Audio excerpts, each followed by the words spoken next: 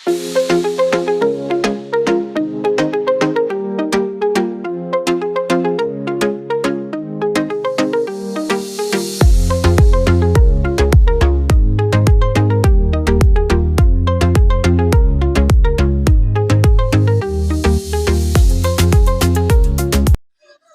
everyone, ako i-share sa inyo ha, kani siya. Herbal ni siya sa kuan. Kanang advantage kay sa mga diri sa province niya. Nami ingani ng mga halamang gamot. Kanang makita lang pag gamot sa kilid-kilid na pwede na mo siya gamitin pag nami mga batian sa lawas. Nga na iyang tsura. Medyo sinaw. Sinawon siya, tapos na siya murag mga bulak-bulak. Share na ko sa inyo ha. Kadiday siya is ulasimang bato. Yung benepisyo isa, napod siya ginatawag na pansit-pansitan. Isang halamang gamot na aprobado sa DOH, kilala sa kayahang pagpababa ng uric acid. Kanang pare ka ng taas sa imong uric acid. Pwede din siya pwede gamitin yung lagaon. Ang uban ginakaon na siya ginahimo na salad. Pampababa ng uric acid, gout. Ito ang pangunahing gamot nito, epektibo sa pag-alis ng pananakit ng kasukasuhan. Anti-inflammatory at pain reliever, makakabawas ng pamamaga at sakit sa katawan.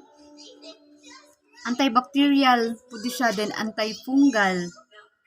Nakakatulong sa paggamot ng sugat, pigsa at infeksyon sa balat. Diuretic, nakakatulong sa paglinis ng urinary tract infection. Kanang natin mga UTI, no? So, nabalaan ako before is kanang sa mga UTI ragyod ni siya ginagamit. Ano siya ginagamit ni siya.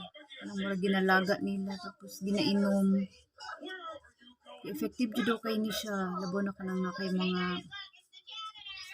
ano ka maglisod kag ihi, ang uban na kanang nalidugo ilang ihi. Tapos aprobado siya sa DOH. Mali siyang ginaano nila. Ulasimang bato, pansit-pansitan. So, nindot siya, no? Ang proper na paggamit sa iya is pakuluan. Magpakulo ng 1 1/2 tasa ng malinis na dahon at 2 basong tubig sa loob ng 15 minuto. So, pakuluan lang giday siya, no? Tapos, inumin ng isang tsa at pinaglagaan ng 3 beses sa isang araw. Maaring itong ihalo sa salad. So, ang uban ginahimo gini siya na salad. So, wala pa ako nakatry ani o himo salad, guys. Pero, soon gusto ko mag-try. Itigil ang paggamit. So, na po siya kontra-indikasyon. Ito, ang paggamit kung masamang epekto, hindi nagre-rekomenda para sa mga buntis o nagpapapasuso. Kumonsulta sa doktor at may inumin na maintenance o medicine. Dili po siya pwede niya sa mga buntis na o kanang nag-breastfeed good. So, before siguro ta mo gamit ani magpa-consult diya punta sa doktor. Need mo po na to good proper na kanang sa gid iyang proper na pagbuhat good before na to siya gamiton. Pero gusto na ko siya sulayan. Kay ginayuti ay pabaya ko before mo gina siya baka na mahilig kay ko sa para tapos kanang dili kay ko mo inom og tubig. Hindi ko ganahan ng tubig. Saba kaya ko anak na. Sumuday ni siya. Ulasimang bato o pansit-pansitan makita lang gid mo siya na kilid-kilid. Tapos daghan kay ni siya mutubo lang gid ni siya. Ngani yang itsura.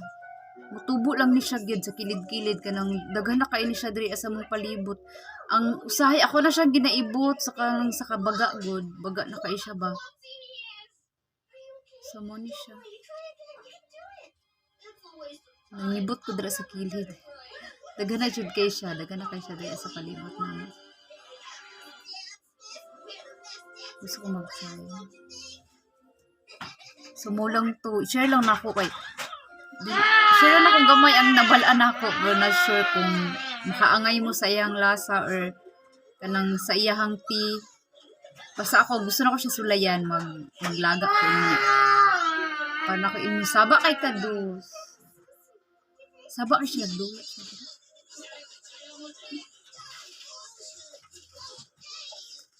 Okay, bye. Mo lang to.